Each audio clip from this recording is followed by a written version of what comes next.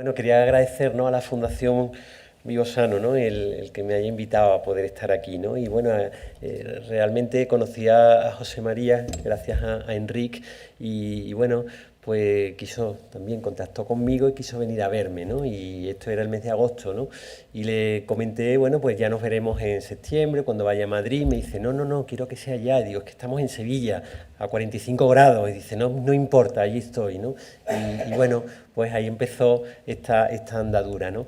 Y quería hablaros de algo muy importante, ¿no? Sobre todo para ciudadanos, para comunidad, que somos cada uno de nosotros. Y el cómo, quería primero contaros por qué llegué yo a esto de la comunidad, ¿no? Yo soy médico de cuidados paliativos, soy internista hace 30 años y los últimos 20 dedicados a la atención de personas en final de vida, ¿no?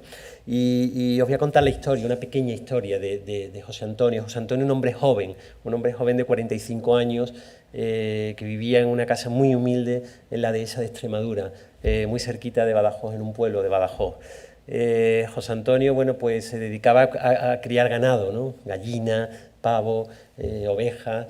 Y bueno, pues José Antonio su padre había fallecido el año anterior, y su madre, Felipa, con 80 años. Vivían los dos solitos en medio del campo, en un sitio realmente bello y maravilloso. Y bueno, pues tuvo una fractura patológica del fémur, y bueno, pues en todo el proceso del diagnóstico, cuando ingresa en el hospital de Badajoz, le diagnostican un cáncer muy avanzado, con un pronóstico de vida muy corto, ¿no? Se le operó porque realmente era una fractura muy dolorosa y bueno, ni siquiera desde oncología le propusieron dar quimioterapia, directamente pasó a nuestra unidad en cuidados paliativos. Y bueno, estuvo pues más de un mes y medio ingresado en nuestra unidad, intentando, bueno, calmar el dolor, bueno, hablando, ¿no?, de todas aquellas cosas que se hablan en estas situaciones. Y bueno, pero José Antonio tenía un deseo y era que quería estar en su casa, en medio de la dehesa extremeña, viendo las estrellas, ¿no? Y José Antonio, pues claro, es que no era posible, porque su única cuidadora era su madre, con 80 años, que lloraba por las esquinas. Hasta que un día, por la tarde, de estos que uno va al hospital, no sabe muy bien por qué, pero fui a visitar a José Antonio en esa tarde y estaba la habitación llena de amigos. Y eso me encendió la luz. Nos sentamos con esos amigos y le dijimos, José Antonio quiere estar en casa, quiere ir a su pueblo, quiere estar en su casa, ahí en medio del campo, pero su madre sola no lo puede cuidar. Y ahí organizamos, entre unos cuantos amigos, desde que le preparaban la medicación, la comida, algunos se quedaban por la noche, otros lo sacaba al pantano, que le gustaba mucho pescar. Y José Antonio pudo estar los últimos meses de su vida, más de lo que esperábamos, más de lo que esperaban los oncólogos, viviendo en su casa, viendo las estrellas y respirando ese aire de la dehesa extremeña. Me prometió un pavo para Navidad, pero se fue antes y no pude. Pero todos los días cuando iba a verlo me decía, ese es tu pavo. Y bueno, me quedó en el recuerdo y todavía saboreo, ¿no?, lo que hubiera sido, ¿no?, el poder haberlo compartido con él. Y eso me llevó al tema de la comunidad, ¿no? ¿Y por qué es la comunidad, ¿no? Porque realmente esta es la realidad que vivimos hoy, ¿eh? Es un tsunami porque cada vez vivimos más años y cada vez tenemos familias más cortas. Y cada vez, cuando duramos más tiempo, es a costa también de cronicidad, enfermedad, dependencia, en definitiva, cargas de cuidados para que los familiares no estamos preparados. Y bueno, la soledad, ¿no?, de lo que se ha estado hablando, ¿no?, es nuestra epidemia, la epidemia del siglo XXI. ¿Cuánta gente vive en nuestro país sola, ¿no?, en un mundo donde estamos hiperconectados, pero cada vez más solos, ¿no? Y fijaros, ¿no?, 3 de cada 4 personas, los que estamos aquí, vamos a vivir un proceso de final de vida, no vamos a morir de muerte súbita. Hasta el 5% de las personas de una población tienen enfermedades crónicas, y de ellas hasta el 1,5% tienen enfermedades crónicas en fase muy avanzada. Y el problema es que muchos pasan ese tiempo de vida en hospitales o en centros residenciales, donde al final van a acabar sus días, ¿no? Y fijaros, bueno, yo, como decía, ¿no?, Raúl, yo descubrí o reencontré mi vocación de médico justo, ¿no?, con los cuidados paliativos.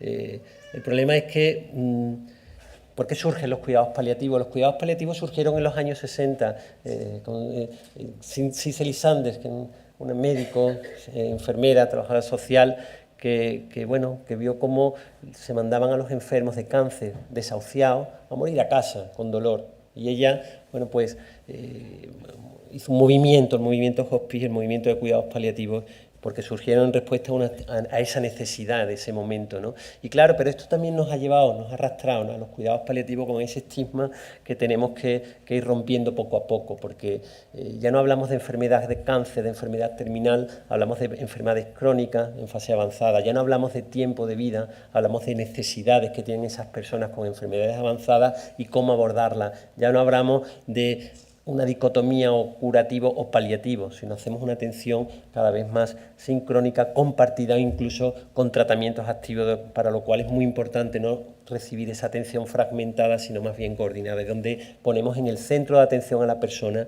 donde creemos que tenemos que respetar sus valores y sus creencias, y por eso trabajamos la planificación de sus decisiones en todo ese proceso de final de vida. Y hablamos de cuidados paliativos, hablamos de la asistencia activa, holística de toda la persona, en cualquier edad, con cualquier enfermedad, con el objetivo fundamental de aliviar su sufrimiento y mejorar su calidad de vida. Y hablamos de ese enfoque bio, psico, social y espiritual. Por eso en cuidados paliativos trabajamos equipos de profesionales formados por médicos, enfermeras, psicólogos, trabajadores sociales y otros, ¿no?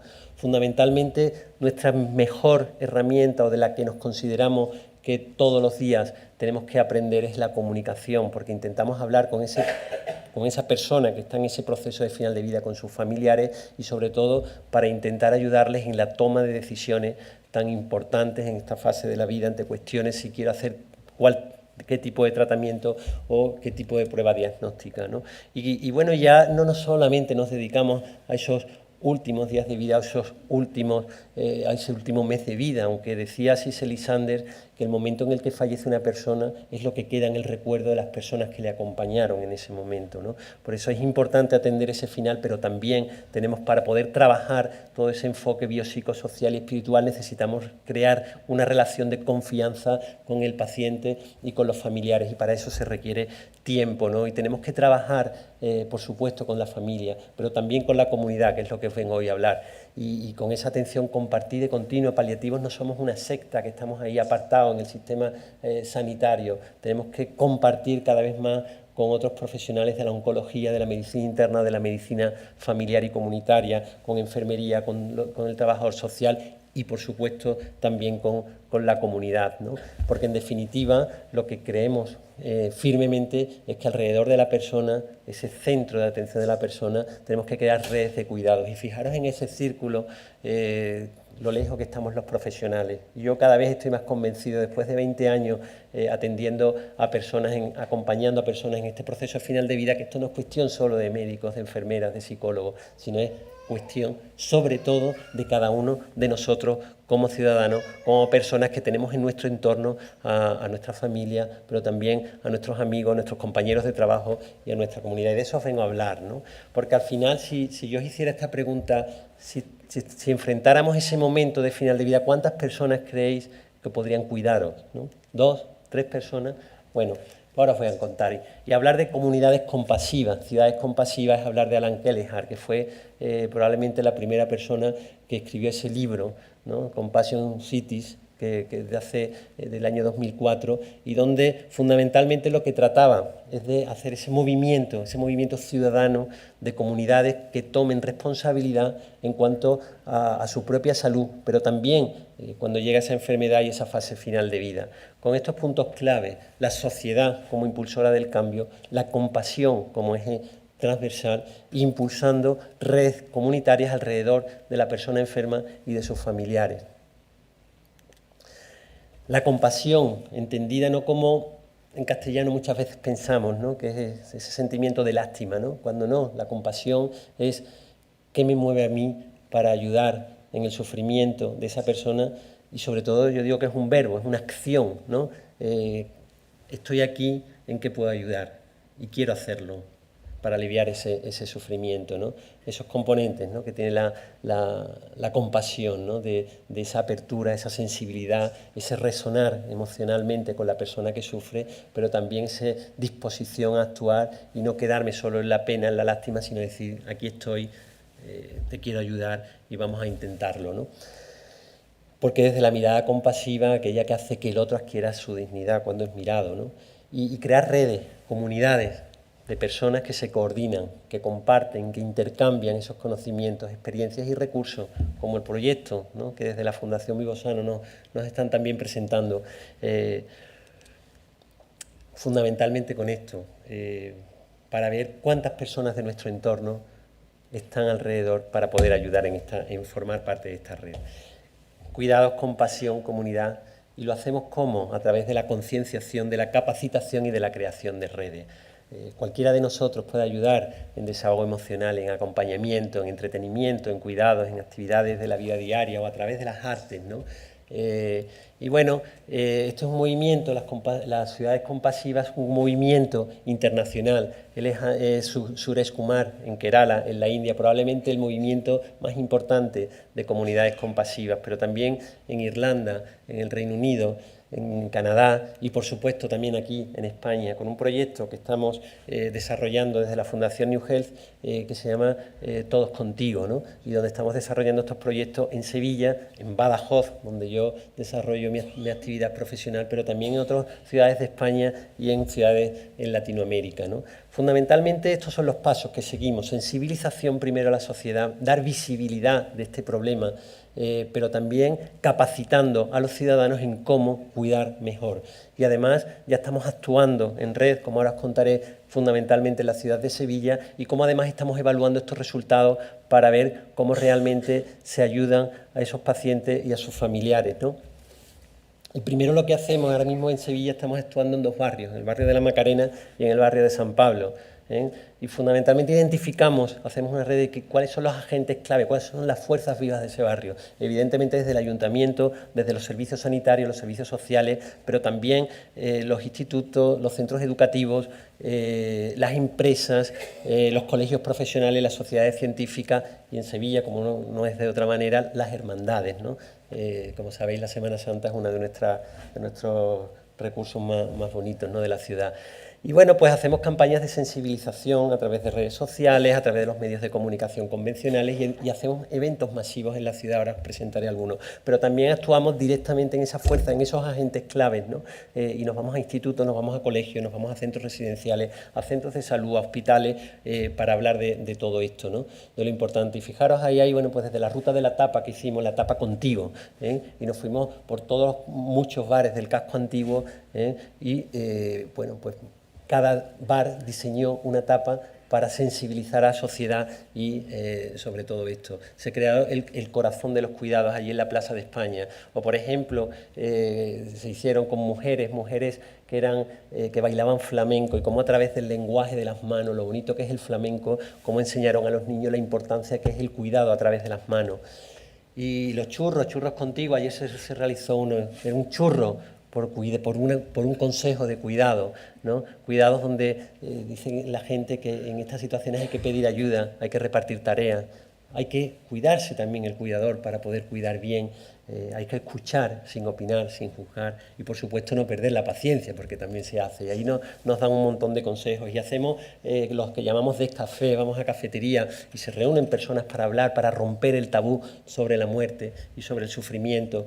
Y bueno, pues estos son algunos de los ejemplos de Sevilla. Moraima es una señora de Cuba que vino a España hace 5 años y se le diagnosticó de una ELA, no tenía ninguna red social, y cómo se generó a través de vecinos, de compañeros, y de los propios profesionales, y Moraima, que le gustaba mucho las artes manuales, pues conseguimos hacer una exposición de la vida de Moraima, y fijaros toda la gente que acompañó a Moraima. Su hija, cuando falleció, vino desde Cuba y se sorprendió la cantidad de gente que estuvo en el entierro de Moraima, ¿no? O las 20 historias de compasión, un libro que elaboramos con historias reales del barrio, con vecinos, con voluntarios, con profesionales, contando historias reales, y que además imprimimos en unos grandes carteles y estamos haciendo exposiciones por centros de salud, por hospitales, por institutos, por centros educativos, por toda la ciudad, ¿no?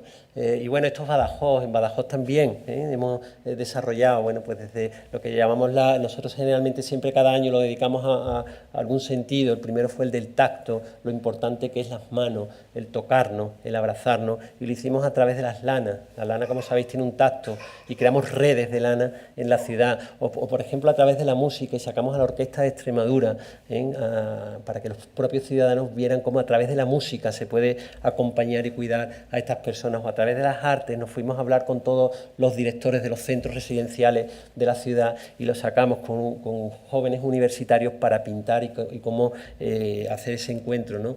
Intergeneracional, con cuidados. Nos fuimos a esos centros y les pedimos a los mayores cuáles eran sus deseos, y luego los colgamos en corazones allí en una calle muy bonita de la ciudad de Badajoz, y cómo nos pedían, la gente podía leer qué es lo que nos pedían las personas mayores ingresadas en los centros, y fundamentalmente lo que querían era que les acompañaran, que les fueran sus nietos a ver, que les llamaran por teléfono, cosas muy, muy, muy sencillas. O a través del juego, ¿no? Cómo conseguimos, cómo los niños, bueno, con sus abuelos, los abuelos nos decían a qué jugaban cuando eran pequeños, y cómo, bueno, pues durante una mañana en Badajoz, en el parque al lado del río Guadiana, pues conseguimos que esos niños jugaran con sus abuelos a los juegos que sus abuelos, ¿no? Como una parte también del cuidado. Y hacemos muchas actividades de formación en centros educativos, en voluntariado, la ciudadanía en general, centros sanitarios. Bueno, aquí son muchas charlas y hablamos de cosas simples, de cómo hablar en situaciones difíciles, cómo responder a preguntas difíciles, o cómo cuidar o cómo movilizar a un paciente cuando está muy dependiente, o actividades, ¿no? Recomendables para el ocio, ¿no? Y bueno, pues enseñamos como un calendario de cuidados, cómo repartir esas tareas, porque todo el mundo nos sirve para lo mismo, ¿no? Y identificamos cuáles son esas necesidades de las personas. Y aquí, bueno, esas charlas por toda la ciudad, y tenemos talleres todos los meses en cada barrio, ¿no? En los centros cívicos tenemos acciones a través de internet, tenemos un canal de YouTube donde tenemos también muchos vídeos, ¿no? De consejos de cuidado. Tenemos un programa de radio en Badajoz con Onda Cero, donde, bueno, pues van expertos una vez al mes, pues hablar de los niños, las necesidades paliativas en los niños, o cuál es el papel de la enfermería o del trabajador social, del psicólogo, cómo podemos acompañar emocionalmente a estos pacientes. Tenemos cursos a través de las redes, cursos específicos para voluntariado, y vamos a centros educativos y tenemos proyectos como el taller de los niños cuidadores, donde les ponemos en situaciones en las cuales, bueno, pues ellos sean conscientes de esas necesidades, ¿no? Voy un poco rápido porque me han dicho que me quedan 3 minutos. El voluntariado, hacemos en voluntariado, esto es un programa muy bonito que tenemos. No vamos directamente a los colegios, sino hemos creado grupos de profesionales de cuidados paliativos con profesores de primaria y secundaria. Le hemos dicho cuáles son estas necesidades, qué necesitan las personas en esta fase de final de vida, y cómo ellos están elaborando el material educativo para luego llegar a niños de primaria y a niños y adolescentes, para que se impliquen también en los cuidados. Y hacemos intervención comunitaria desde los centros de salud, desde los cuidados paliativos, desde los centros sociales del ayuntamiento y desde los promotores de la comunidad, donde evalúan esas necesidades. Aquí son, bueno, el equipo dinamizador del distrito, el equipo de seguimiento de casos, perdonad, pero un minutito más y acabo, ¿no? Cómo hemos generado, ¿no? Redes de cuidados desde un cuidador que nos encontramos cuando llegamos hasta más de 10 cuidadores de personas que se implican en todos estos cuidados, y todo esto lo evaluamos, perdón, se acabó, me han cortado.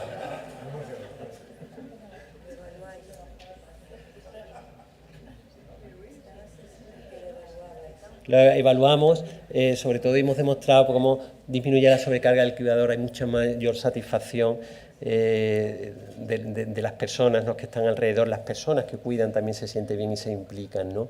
Y bueno, iba a contar la parte más bonita, me habéis quitado la parte más bonita. No, pero antes vienen otras cosas. A ver.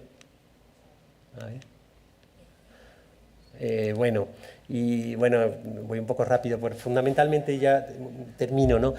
¿Qué me mueve a mí como persona para aliviar el sufrimiento? ¿Qué puedo hacer para ayudar a ese sufrimiento como ciudadano, quitándonos cualquier rol profesional que nosotros tengamos, simplemente como persona, ¿no? Algo que tenemos muy claro en los niños, ¿no? Y simplemente lo podemos hacer a través de la mejor tecnología que tenemos, que somos nosotros mismos, a través de los 5 sentidos. Bueno, quería leer un poquito de texto, ¿no? A través de los ojos, a través de la mirada, que se sientan miradas. Fijaros qué bonito esto de un compañero de paliativos, lo que escribe, dice, gracias. Dice, ¿por qué? Porque me has mirado. Dice, voy camino de casa pensando en la mirada de esa mujer postrada que sonríe y agradece haber sido mirada. ¿Cuántas otras miradas durante esta mañana me pasaron desapercibidas? ¿O cuántas rehuí? Los pacientes, antes de ser cuidados, antes de ser atendidos, necesitan ser mirados. Que me miren y me reconozcan es una necesidad que todos tenemos. Ser mirado es la mínima dignidad que cualquier persona puede pedir de otro que se acerca. Y ser reconocido es el primer paso para poder establecer una relación. Sostener la mirada es la puerta de entrada para descubrir al ser humano que tienes enfrente. Y para mirar hay que frenar. Las inercias y los automatismos de cada día me llevan a saltarme a las personas y ponerme 3 pasos por delante. Tenemos que frenar. Pareciera que la debilidad de Tatiana le hubiera dejado muchas veces al margen del camino. Parecía haber pasado desapercibida en demasiadas ocasiones. Y hoy he frenado, nos hemos encontrado y se ha sentido mirada, ¿no? O el poder de las lágrimas, ¿no? Dice, deja que se vayan, Lucía, dijo la abuela desde algún lugar. ¿Quiénes? Las lágrimas. A veces son tantas que parece que te vas a ahogar en ellas, pero no es así. ¿Crees que un día dejarán de salir? Claro, respondió la abuela con una sonrisa dulce. Las lágrimas no se quedan demasiado tiempo. Cumplen con su trabajo y luego siguen su camino. ¿Y qué trabajo cumplen? Son agua, Lucía. Limpian, aclaran, como la lluvia. Todo se ve distinto después de la lluvia.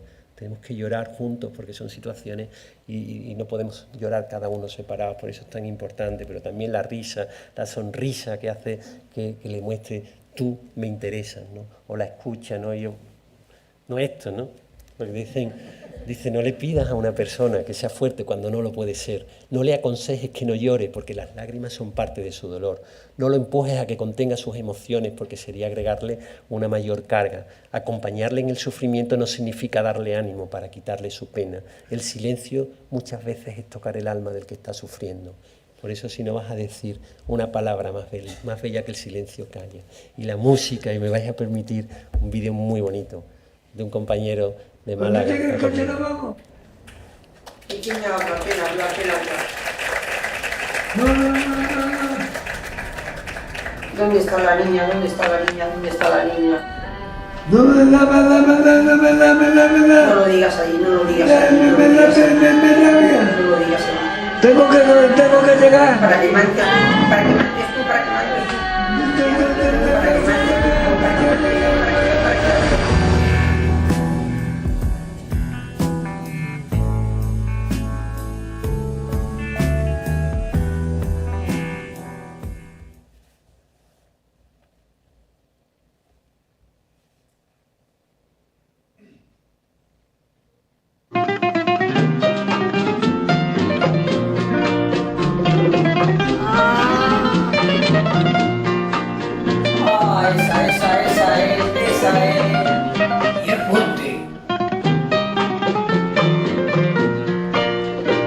Se quede el infinito sin estrellas o que pierde el ancho mar su inmensidad, pero el negro de tus ojos que no muera y el canela de tu piel se queda igual. Me importas tú y tú y solamente tú y tú me importas tú y tú y nadie más que tú.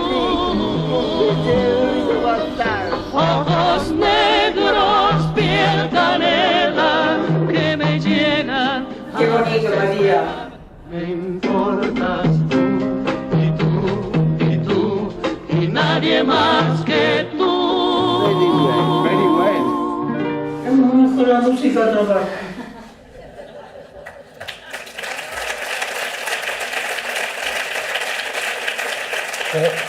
Pueden perderlo todo, pero no las emociones, ¿no?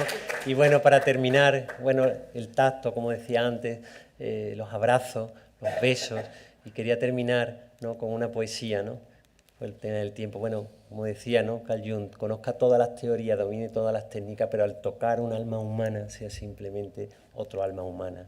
Y como decía también Cicely Sander, hay enfermos incurables, pero ninguno es incuidable. Y quería terminar, ¿no?, con esta poesía, ¿no?, porque creo que todos, cada uno de nosotros puede ser gente que con solo decir una palabra encienda la ilusión en los rosales, que con solo sonreír entre los ojos nos invita a viajar por otras zonas y nos hace recorrer toda la magia, porque hay gente que con solo dar la mano rompe la soledad, pone la mesa, sirve el puchero, coloca guirnaldas y que con solo empuñar la guitarra hace una sinfonía de entre casas. Y hay gente que con solo abrir la boca llega hasta todos los límites del alma, alimenta una flor, inventa un sueño y hace cantar el vino en las tinajas, y así se queda uno después como si nada y se puede ir de novio por la vida desterrando a la muerte solitaria, porque sabe que así a la vuelta de la esquina hay gente así como vosotros tan necesaria. Muchas gracias.